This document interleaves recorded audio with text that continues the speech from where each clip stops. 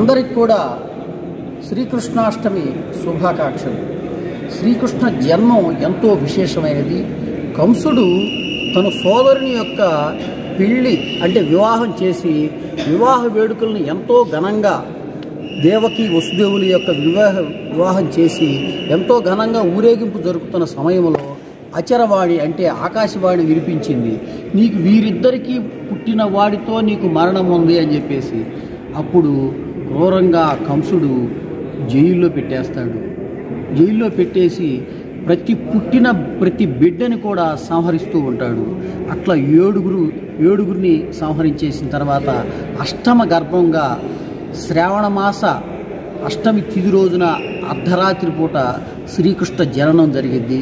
అప్పుడు అక్కడ ఏదో వేరే ఏర్పాటు చేసి ఈ శ్రీకృష్ణుణ్ణి ఆ జైలు నుంచి తప్పించి వసుదేవుడు నెత్తిని పెట్టుకొని ఆ బుట్టలో నెత్తిని పెట్టుకొని వస్తుంటే ఆ శ్రీకృష్ణుడు జన్మతోనే విశేషాన్ని చూపించాడు అనటానికి ఆ నది ఆ సరస్సు దారిచ్చేసేసింది శ్రీకృష్ణ పరమాత్మకి. మరి యశోద గోకులంలో యశోదకి అప్పజెప్పి ఆ యొక్క గోకులంలో అనేక విశేషాలు చూపిస్తాడు. తను చంపటానికి వచ్చిన రాక్షసిని పాలు ఇచ్చి చంపటం కోసం చూస్తే ఆవినే పాలు తాగి రక్తం పీల్చి చంపేయడం జరిగింది చిన్నప్పుడు. తరువాత కంస సంహారం జరిగింది. తరువాత సాందీపుడు యొక్క ఆశ్రమంలో విద్యను అభ్యసిస్తాడు. అక్కడ సరస్సులో బంతి పడితే ఆ కాళియ అనే సర్పాన్ని సంహరించి కాళీయ మర్దనుడుగా చేస్తాడు. రాళ్ల వర్షం కురుస్తుంటే చిటికిన వేలుతో గోవర్ధన పర్వతాన్ని ఎత్తి అందరిని కూడా రక్షిస్తాడు.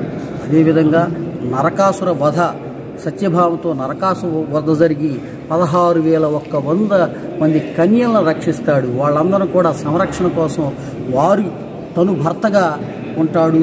వాళ్ళందరూ కూడా ఈ యొక్క శ్రీకృష్ణ పరమాత్మ భక్తులుగా ఉంటారు. 16,108 భార్యలు అంటే వారి యొక్క భక్తులే అని అర్థం. అట్లాంటి విశేషాన్ని చూపించి కురుక్షేత్ర సంగ్రామంలో అర్జునుడికి భగవద్గీత ప్రపంచ ప్రఖ్యాతిగాంచిన భగవద్గీతను అందించిన శ్రీకృష్ణ పరమాత్మ యొక్క పరమాత్మ అని ఒక శ్రీకృష్ణుడు మాత్రమే అంటాం. మిగతా వాళ్ళందరినీ దేవుళ్ళు అంటాం. శ్రీకృష్ణుడు మాత్రం పరమాత్మగా భావించడానికి అనేక లీలలు చూపించారు ఆ యొక్క శ్రీకృష్ణ పరమాత్మ. ఆ శ్రీకృష్ణ జన్మాష్టమి వేడుకలు మన ఏరియాలో అన్ని చోట్ల వెల్లటూరు, భట్టిప్రోలు బ్రహ్మ విద్యాశ్రమం, వెల్లటూరు ఆశ్రమంలో అన్నింటిలో కూడా ఘనంగా నిర్వహించుకోవడం జరుగుతుంది. జై శ్రీకృష్ణ. జై శ్రీకృష్ణ.